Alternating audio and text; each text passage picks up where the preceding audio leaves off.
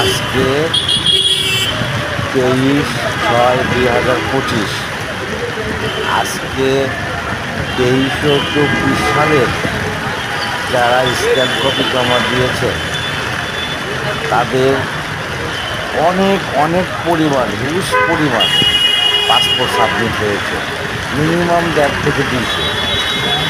এবং আজকে total passport এবং ফাইল জমা হয়েছে প্রায় 200 থেকে 250।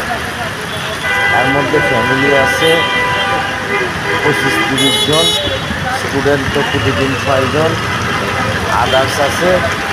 এবং 25 সালে যারা মূল্যস্কার পেয়েছেন তাদের মধ্যেও আছে 10 থেকে 15 জন। আর বাকি সব 2324 সালের স্ক্যান কপি যারা জমা দিয়েছিলেন তাদের পাসপোর্ট সাবমিট করতে বলেছে।